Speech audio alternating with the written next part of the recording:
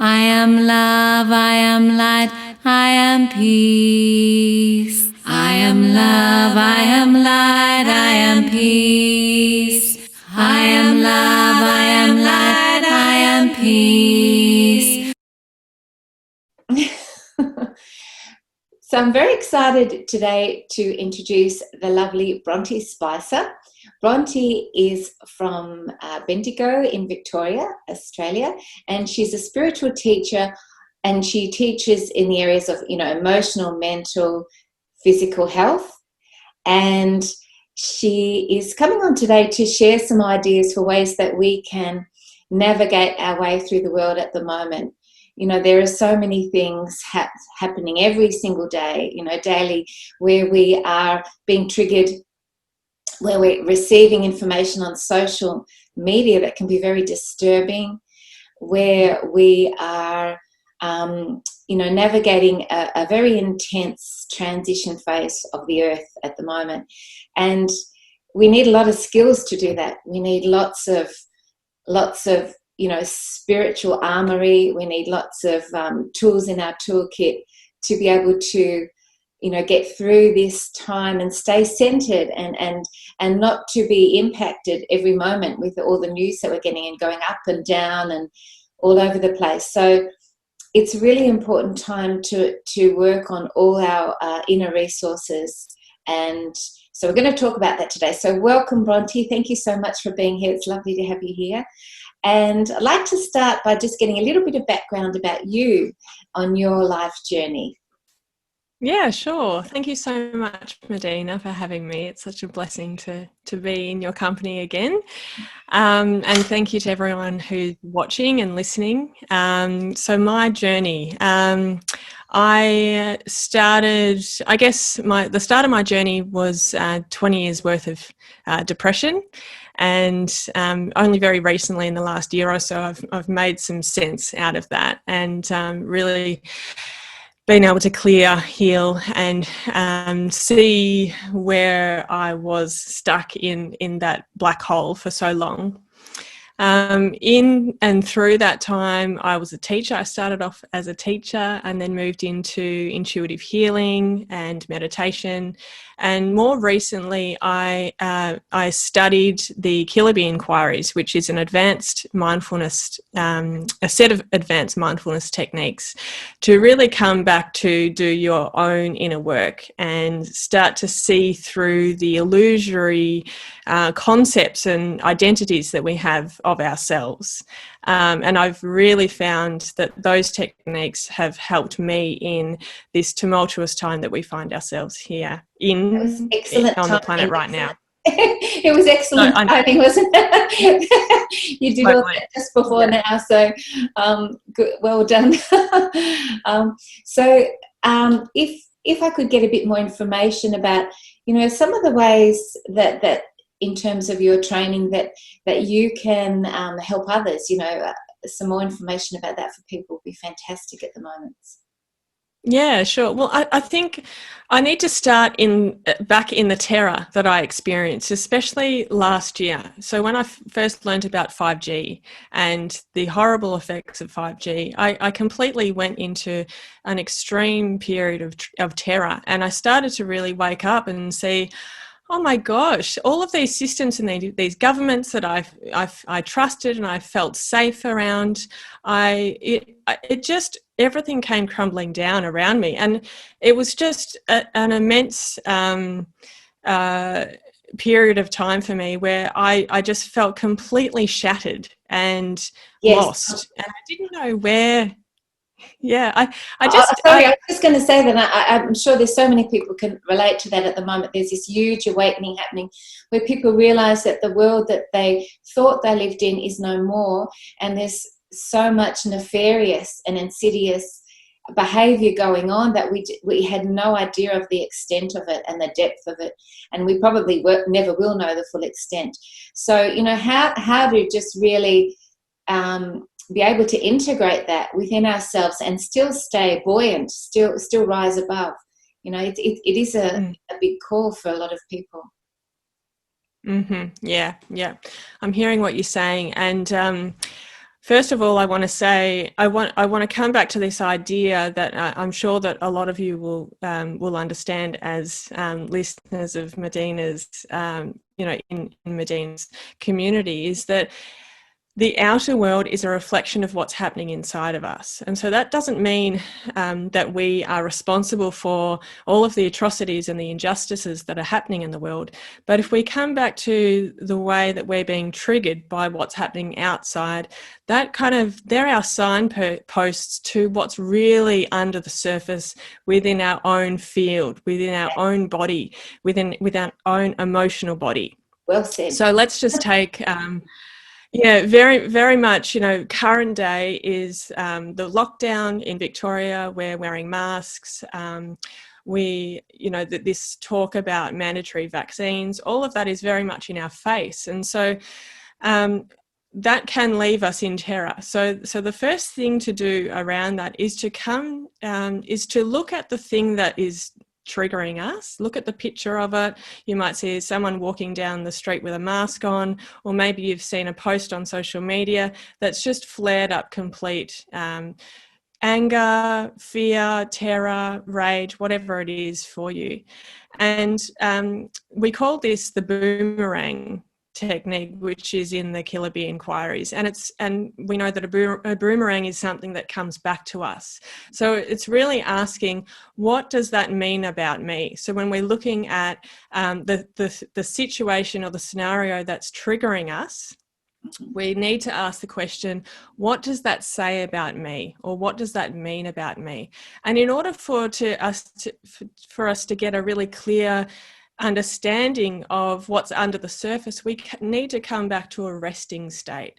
And often we're not in a resting state. We have that sympathetic nervous system in overdrive, especially with the busy lives, the sensory overload through phone usage, just the fact that we're in a pandemic, or we're in this massive, tumultuous experience. Pick a list. The list goes on, doesn't it? There's so many things we could pick. Yeah. Exactly. Yeah. So we cannot do this inner work until we're in a resting state.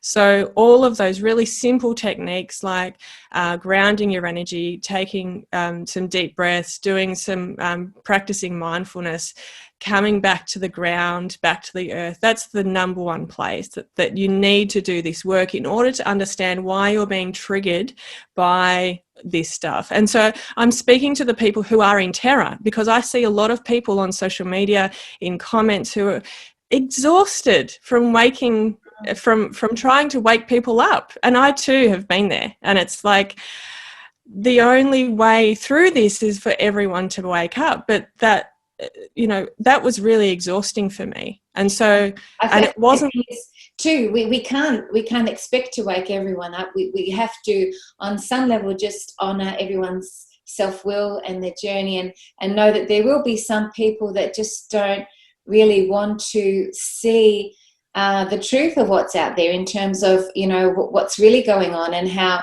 there are such nefarious, energies out there.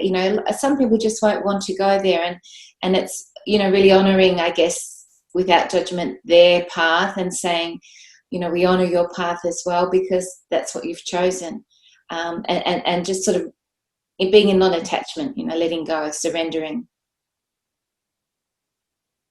Absolutely. But I get it, right? Because there's this really big problem on the planet, and it's like, how do we fix it, right? Exactly. And so, and what can happen in activism is that we're so driven by fear that then our actions and what we say comes from this fear. And really, there's this other way where we can be activists and really stand, with integrity in our hearts. And the only way to do that is to come back and really unpick ourselves from the underlying stories that are having us triggered by what's happening in the outer world. So I'll give you an example. A couple of weeks ago, I was just absolutely mortified to see that a mother was separated from her newborn child over the border. So she, her newborn child, she gave birth in New South Wales, and then had her newborn had to be flown to Queensland, and then the mother and the father couldn't get across the border. And so I was completely just beside myself about that, in complete dismay about that. Any mother would be. Yeah, 100%. Yeah. And so, you know, I chose to look in and see, you know, what was really driving my trigger here. And what I realized, you know, when I looked at that scenario, when I looked and asked, what does that say about me? Because every single person, everything in the external world, everything outside of us is a reflection of what's happening internally. And so that scenario for me was saying, I'm not heard.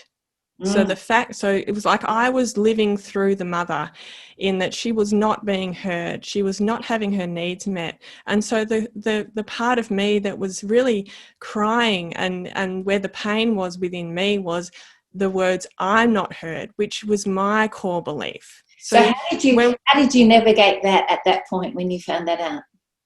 Yeah, so when I understood that it was my core belief, is that what you mean? Yes. Where did you take it from that point? Yeah, well, it softened it a bit. You know, I could. It's almost like I could see through. With these techniques, I can really see through the arguments and the very dualistic opinions and this need to be right. And you know, when we have this really strong sense of identity, then we get stuck, and then that's when we lose that connection with humanity and being a part of that inclusive community. So really taking responsibility of why I'm being triggered, it always stems back to those core beliefs. And then it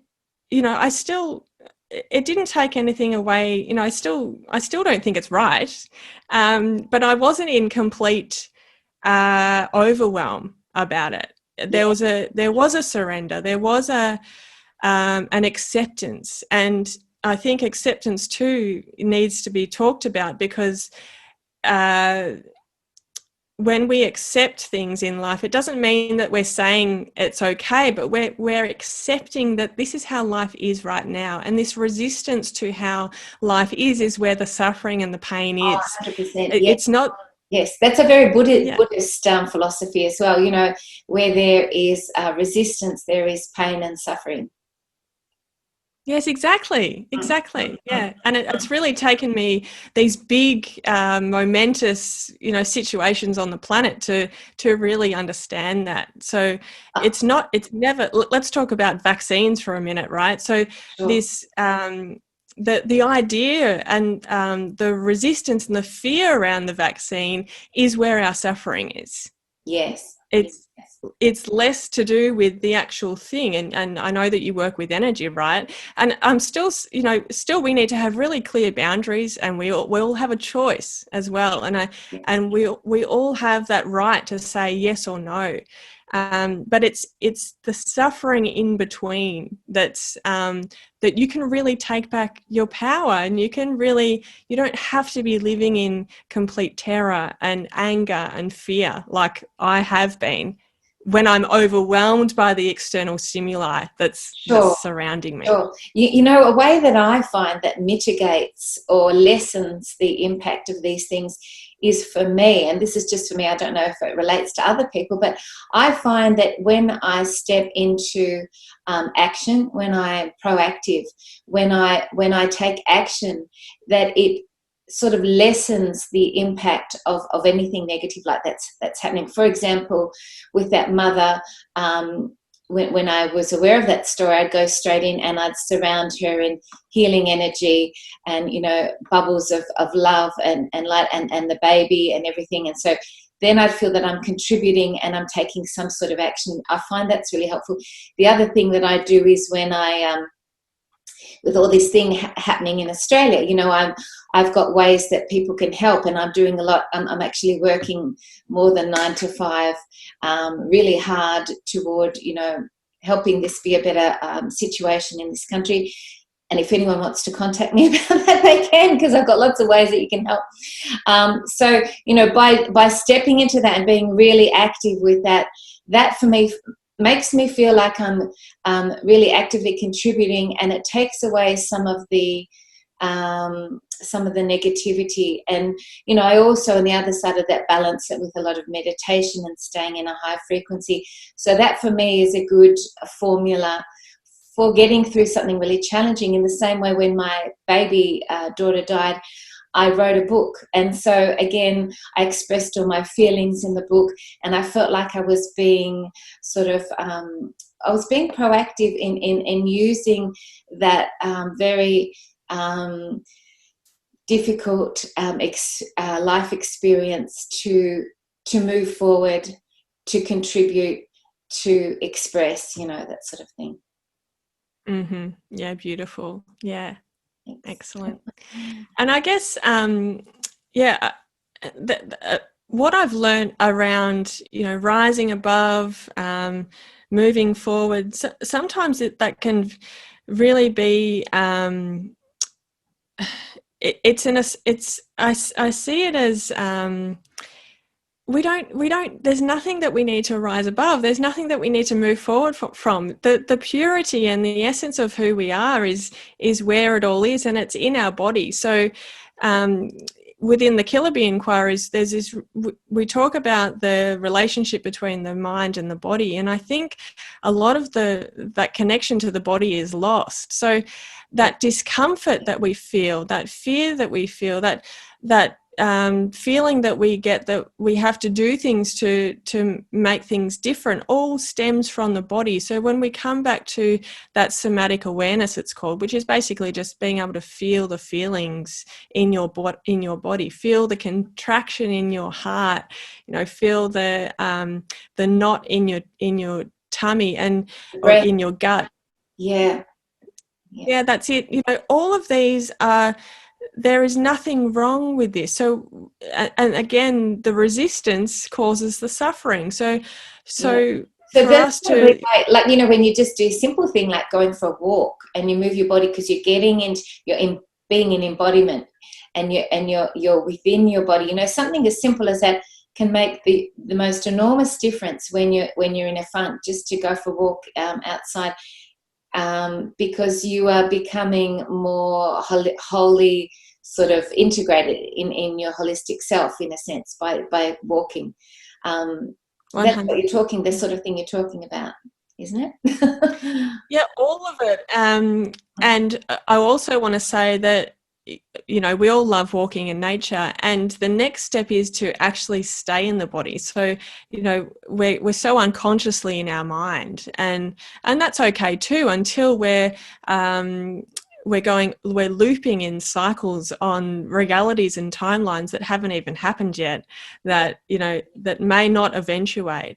And so staying in the body is literally being if for anyone who practices yoga, the mountain pose is perfect for it. Mm-hmm. Just coming down, and I do this with my kids. I ask them, which part of your body wants to speak to you? That's a really great way for them to connect with 100%. The sensations in the body. Yeah, because with the physical body, we're so often disconnected from it that I'm constantly saying with clients to talk to your body, to have open communication channels with your body, where you say, what do you need? And going into your body and feeling the parts in your body that are dense or holding, energy that's not comfortable, and just understanding what beliefs different parts of your body are holding and what they mean, and being able to just really open those channels, I think, is really important, so that you are interacting with your body sort of like it's a personality, and that it needs attention and acknowledgement, and you need to honor it. Yeah, 100%. And, our bodies have this emotional intelligence. The mind is constantly trying to fix things and trying to get rid of the discomfort in our body. Yes. And when we actually get out of our own way, and we, just as you said, open up the channels and open up this beautiful space for our body to be just as it is, then it naturally processes these emotions. Just when I just say, just hand your whole body over to this discomfort. So this discomfort has all of the space that it needs to be felt, to be loved. And yes, the mind will be like, but I just want this discomfort to go. I don't want this feeling in my chest to be here. Your intuitive reaction is, I don't want pain. You'll do anything to stop that pain, emotional pain or whatever. So yeah, that's like an intuitive, reactive, unconscious response to anything negative. So I totally agree. So you go in and you feel that fully, you fully embody that feeling, because then you allow it to pass through, to shift. When you resist it, you actually you prolong it, you make it last longer, and it can also magnify. But when you just embrace it, sort of like, I guess, analogies are good. Like, say you had a child who was really upset, you wouldn't just say, oh, go away, I don't want anything to do with it. You'd embrace the child and hold it, and you'd feel what it's feeling, in a sense, to help support that child. So it's a sort of a similar thing, I guess. Absolutely, yeah. And I do want to point out too that when we start to really, find that comfortable place, we find a meditation pillow, we have to have something that's that physical space that does not go. So it's very easy to go and sit down for, it can just be for a minute or 3 minutes or 5 minutes. It doesn't have to be 20 to 40 minutes. Yes. But what I want to say is that when you do come down to the sensations, we realize that there are words and beliefs and stories that are attached to those sensations.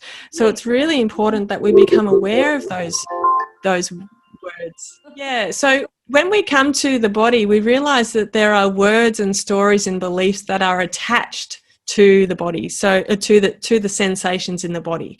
And in the Killer Bee inquiries, we call that the Velcro effect. When you have both words, thoughts that are stuck to, that's like the words are the top layer, and then the bottom layer is the sensations in the body. And so when we say that we have pain, we have the word, that's a word, that's the top layer, and then we have the sensation that's stuck to it, and we have that pain, right? And so part of this work is that what we do is we look at the words and also the pictures that are triggering.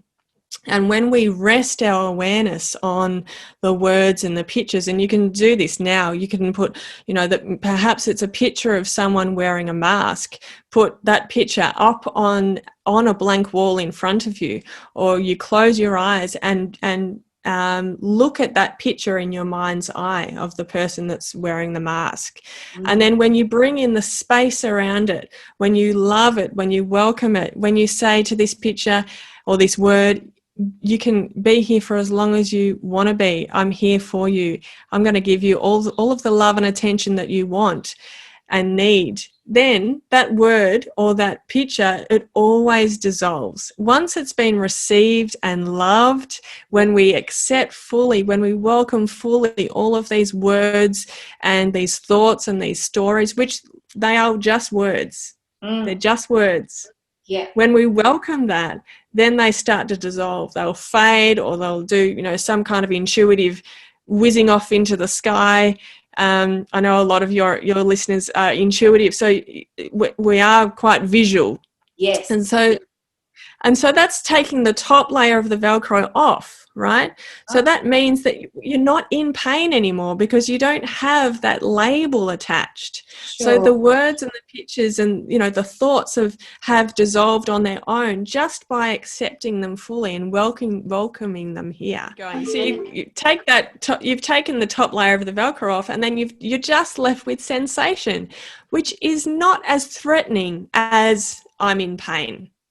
So you just come down to the body and then come down to the body and rest with that, welcome it, love it, open up the body, open up as much space as you can for that sensation. Again, we're not trying to get rid of these sensations. We're loving, accepting, not trying to fix our bodies. We're not trying to get rid of this discomfort. Sure. And at a higher level, like metaphysically, everything happens for a reason. So it's like, these things are coming into our field so we can have the opportunity to transmute them, to clear them. Otherwise, they wouldn't be coming in. So in a sense, whatever's coming in, you can look at it as an opportunity for growth, for transmutation.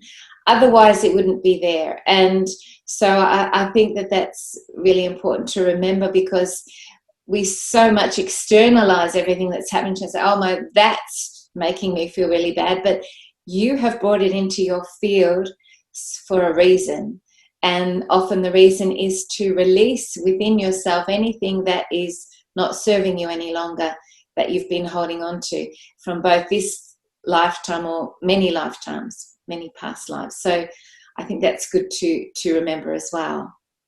Absolutely, and that's actually where your power lies. When you realize that every single, challenge, thing that goes wrong, problem, any trauma, trauma is a significant thing that an experience that we all need, really, we need professional care for. But when we look at all of the problems and, things that go wrong in our life, they all are the gifts. They are a part of the life. They are our gifts. They are our teachers. Well, we're getting lots of teachers at the moment, aren't we? Everything that's happening, we're getting a teacher every day. 100%. Yeah, absolutely. And, the people that, like the politicians that you hate, they are your teachers. Welcome those pictures in and say thank you so much for being here, because what they're doing is they are merely a reflection of what we have, what we've ignored and what we have dismissed and denied within ourselves. It doesn't mean that, that you, it doesn't mean that you have to like them, but welcome that relationship. Welcome what comes in as you engage with that external stimuli, because everything out there is a reflection of what's in here. And I think that's what I was getting at before, that you become very powerful when you realize that you don't have to run from the dark. You don't have to, like, the dark and the light are a part of this oneness, and that is the gift of life, to experience all parts of life, including the discomfort, including the pain, including the fear that you might be feeling. It's a very powerful place when you realize that you don't have to run, or you don't have to be afraid of anything, because every atrocity brings this opportunity, this gift for you to reclaim parts of you that you have left. Sure. So everything that's on the external is coming for you. 100%. It is really great to know that information, but it's, I guess, and for some people, it's another thing to put it into action for really, challenging things that come up. So perhaps if I could get an example of something recently that's happened to you, maybe another example where you were challenged by something external, and exactly how you went through those processes to work through it in an example, because sometimes, when you give an example, it gives people more of an understanding of exactly how it works. So could you do that? Give us an example, please, Bronte. Absolutely. Yeah.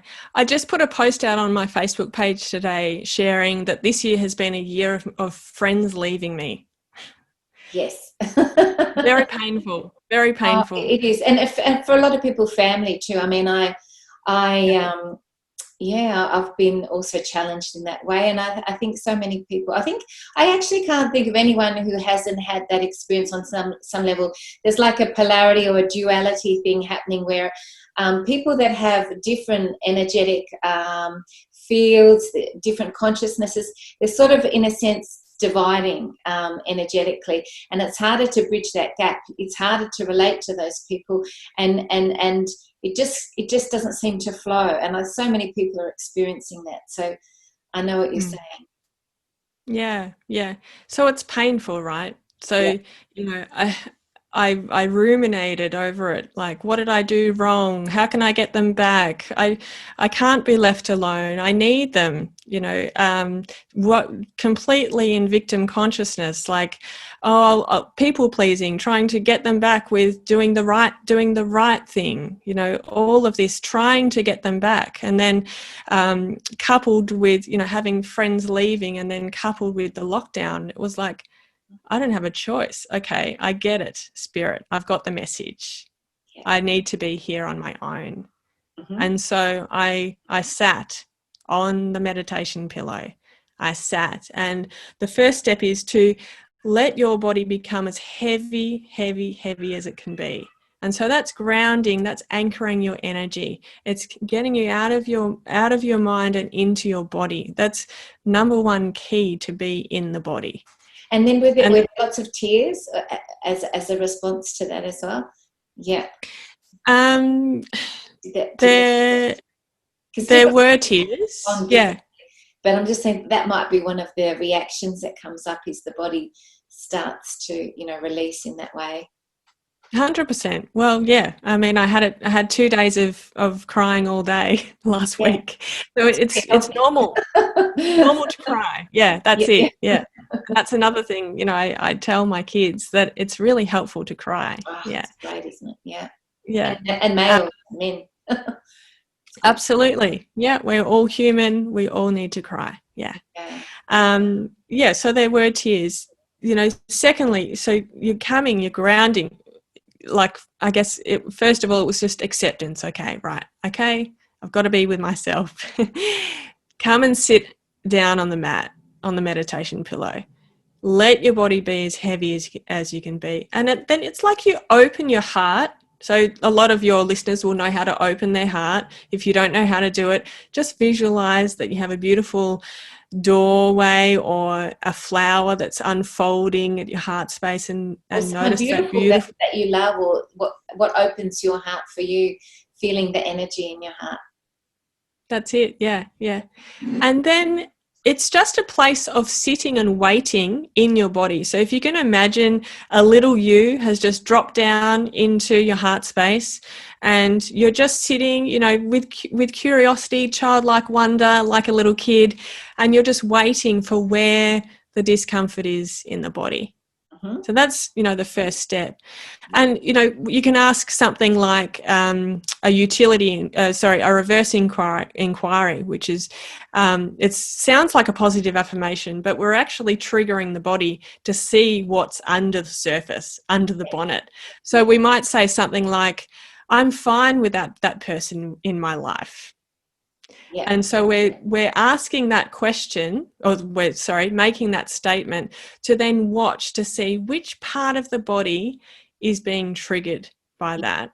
Yes. Because the body is saying, "Oh no, psychology." Exactly. Yeah.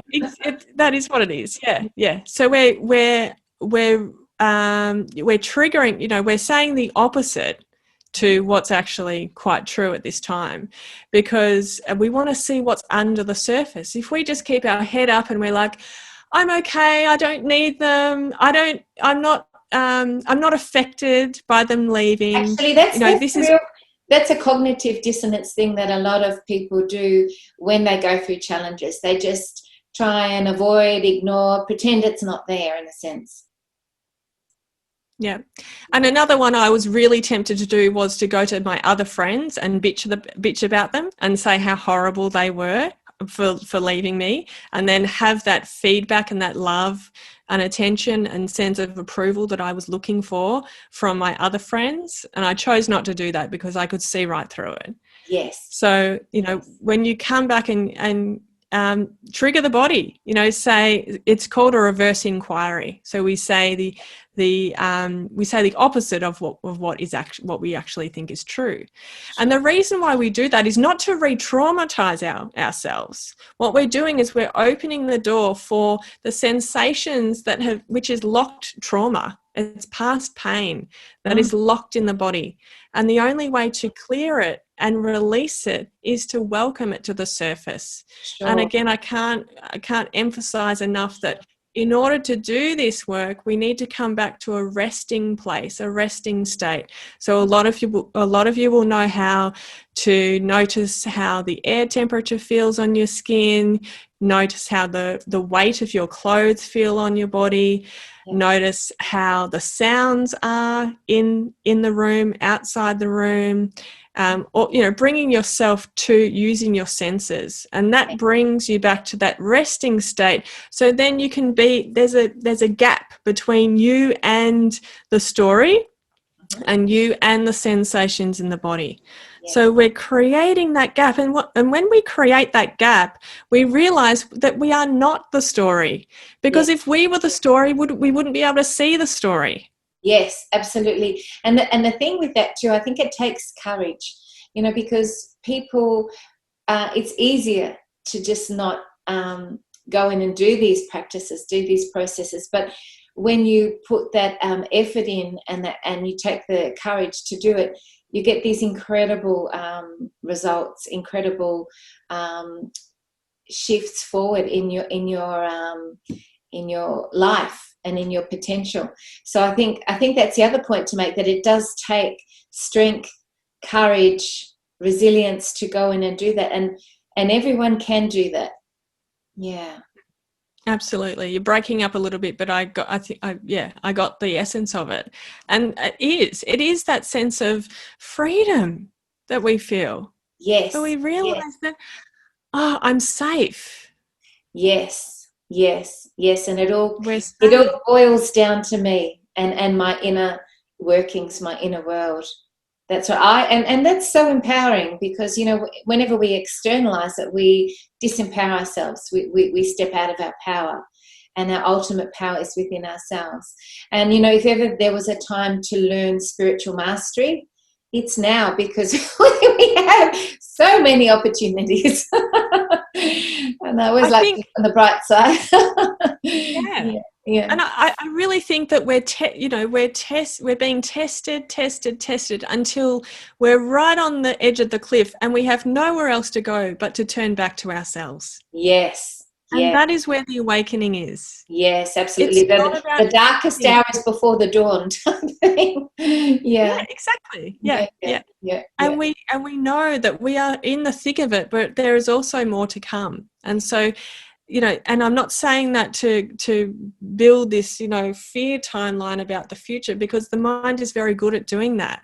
But this is about being prepared and taking ownership of our lives. We all know, I'm assuming that we all know, that we are very we get to choose what path we're on. We get to very much choose what reality, what timeline we're on, and this is our life, right? So let's marry it with that sense of peace and freedom that we can feel when we do the work, when we come back in. It all comes down to the work, doesn't it? That inner work that we need to do. It does. Absolutely. Yes, I think that at the moment, with everything that's going on, people ideally would be spending at least an hour a day doing that sort of inner work. You know, if we can pick an amount of time at a minimum that people, you know, with everything happening, I'm thinking an hour a day is minimum. You know, I know some people doing 2 hours morning and night a day and things like that, just to be able to go through these processes and to navigate all the accelerated pathway that we're on at the moment. Yeah, absolutely. So it feels like, you know, in one day you've gone through like a month. What used to be a month, in one day it's like, yeah. Sorry, Bronte, you were absolutely. Well, let's talk about that, right? Because there are a lot of blocks around doing our own inner work. So let's talk about, you know, the things that help us to be able to do the inner work, to have that hour or two a day. I have 3 young children, so, you know, it is a challenge. And so for me, as I've said, I have my meditation pillow in the same place. It's always there. There's no excuse. All I have to do is go and sit my bottom on the pillow. And I've you know, I had to drop the idea of having extensive periods of time for inner work with young kids throughout the day. Yeah. So, what works for me is to have like a couple of minutes here and there throughout the day until the kids are in bed or I get up in the morning. But that all takes, I mean, with phones attached to our hip these days, how do you do it, Medyhne? How do you support yourself to do the work that you do? I'm just turning the tables right now. Sure, thank you. Well, it's a great question at the moment. I could be more disciplined than I am, I'll admit that. But I try to give priority to this, this self-care, this inner work. And I try and do some every day at a minimum. The things like going and doing like a meditation and doing the inner work. And I'm going to do more of, what you're suggesting as well. I think that's fantastic work to be doing. And I will be doing more of that now. You've pointed it out, so thank you. But I do meditation and I walk. Even I don't like wearing a mask, so I walk up and down my drive, which is great, fresh air and everything, and I don't have to wear a mask. I do prioritize that when I'm feeling that I'm getting a little bit vulnerable energetically, I then put something else positive in place. For example, an Epsom salts bath or something like that. There's always something there that I'm guided that I'll do that raises me up. So my cup's always relatively full, and if it isn't, then I'll do much more to get it to that point.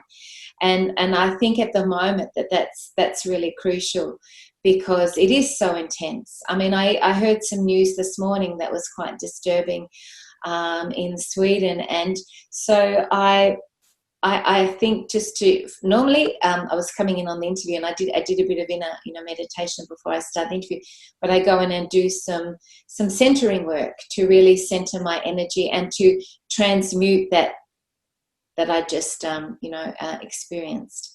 So I think it's absolutely crucial. And we have time to do that now because we're at home, we're in quarantine, so we have more time to do that inner work, which again is another way of looking at as a gift, an opportunity to have that time to do it and to not be out doing other things and escaping the inner work that we all need to do at this time.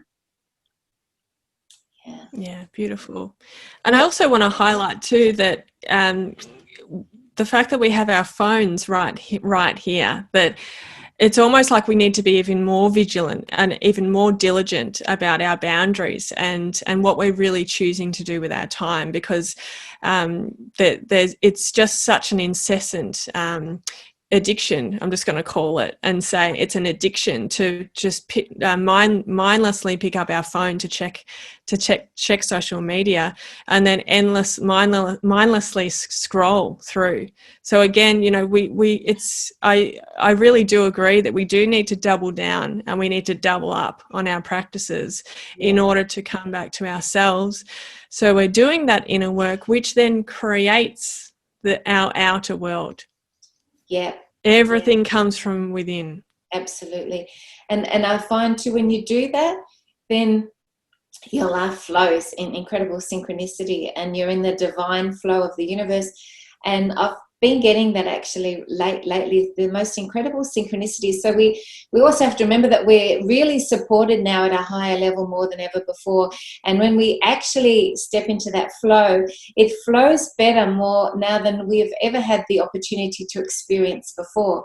So there are some great gifts that are coming through now from this connection to higher levels of support and connection that are available for us, and so I'm also loving that incredible flow where you're being affirmed that the choices you're making in your life are fully supported because the universe keeps telling you, yeah, fantastic, you're on the right path, and things just match up nonstop, and I love that. So I've been really experiencing that lately, and I'm very grateful for this because it is beautiful when that happens.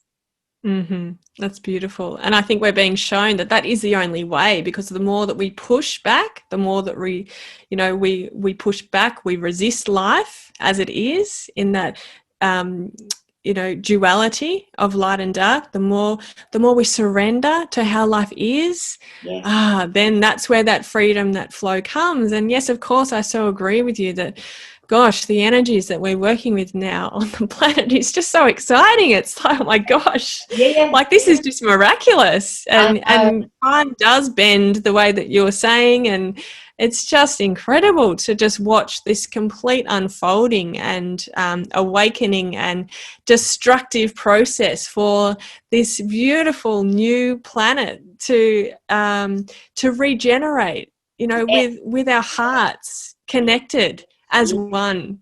Oh, beautiful. That's a perfect start to finish. Absolutely, that unity that we all need to feel, there is no separation. Thank you, Bronte. What a fantastic chat we've had today. I think it's going to help a lot of people, and be honoured to do this again soon.